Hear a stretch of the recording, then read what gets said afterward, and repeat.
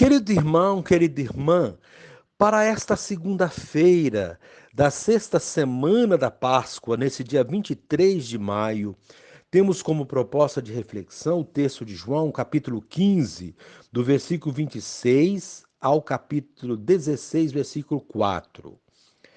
Naquele tempo, disse Jesus aos seus discípulos: Quando vier o defensor que eu vos mandarei da parte do Pai, o Espírito da Verdade, que procede do Pai, ele dará testemunho de mim.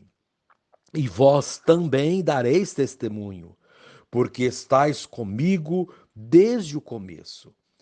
Eu vos disse estas coisas para que a vossa fé não seja abalada. Expulsar-vos-ão das sinagogas, e virá a hora em que aquele que vos matar julgará estar prestando culto a Deus.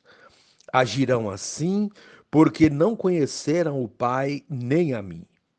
Eu vos digo isto para que vos lembreis de que eu o disse quando chegar a hora. Palavra da salvação. Glória a vós, Senhor. Querido irmão, querida irmã, as palavras de Jesus a seus discípulos do Evangelho de hoje são revestidas de ao menos dois aspectos: consolo e advertência. Jesus confirma aos seus que virá sobre eles o Espírito da Verdade da parte do próprio Jesus e do Pai. Esse Espírito da Verdade já nos indica o que se dará em Pentecostes, ou seja, após 50 dias do evento da ressurreição.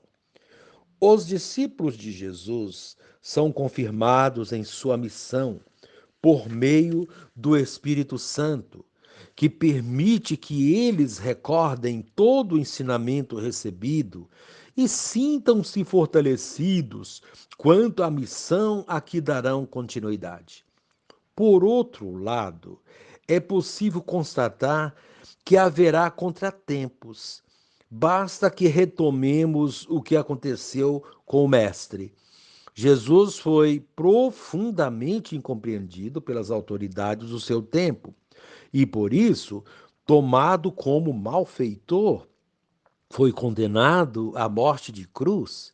Portanto, é preciso que nos preparemos. Seguir os passos de Jesus exige coragem e fé. Querido irmão, querida irmã, na despedida, Jesus, preparando sua partida, fala de dois testemunhos que receberá: o do Espírito Santo e o dos discípulos.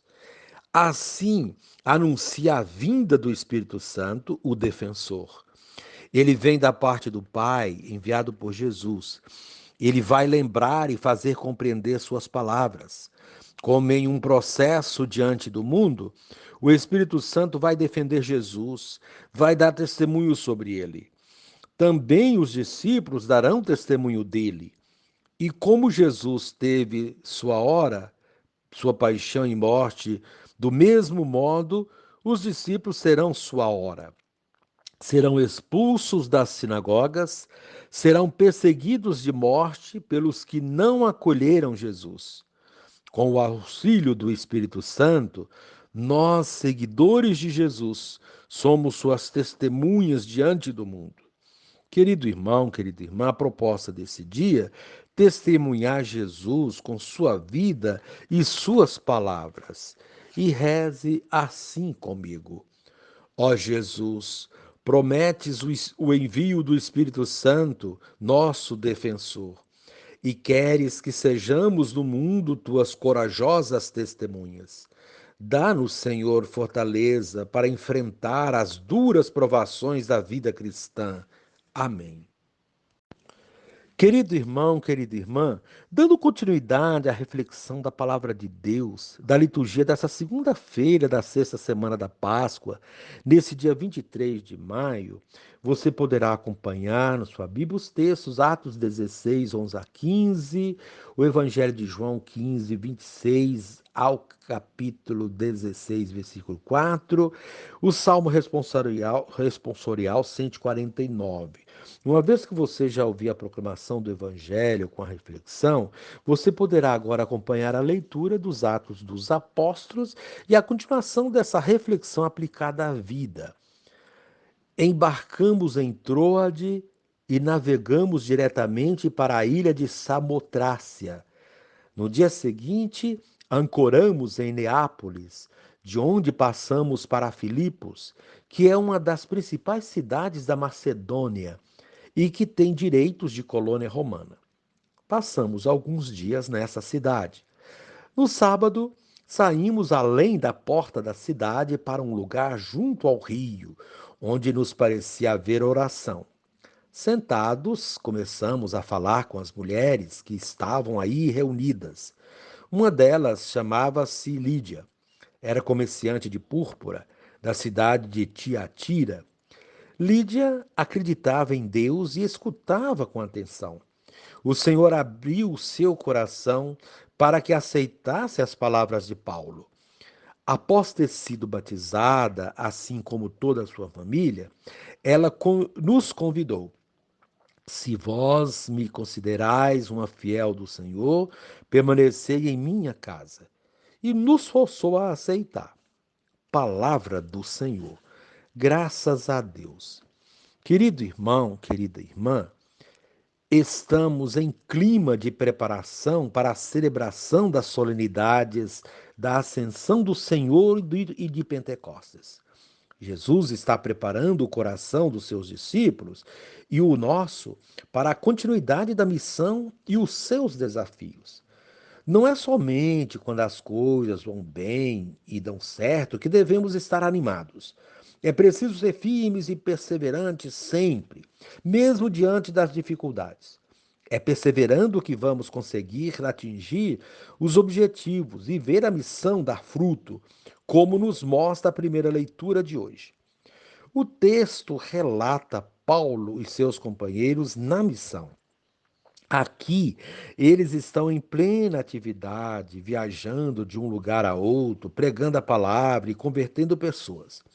O texto que lemos hoje destaca um fato aparentemente corriqueiro, singular, mas que tem grande importância, porque é a partir de situações como essa que a missão vai se concretizando e se solidificando.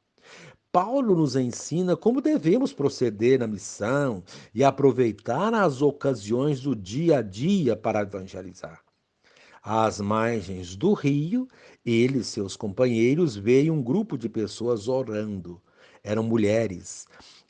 Eles se aproximam e participam da manifestação religiosa delas.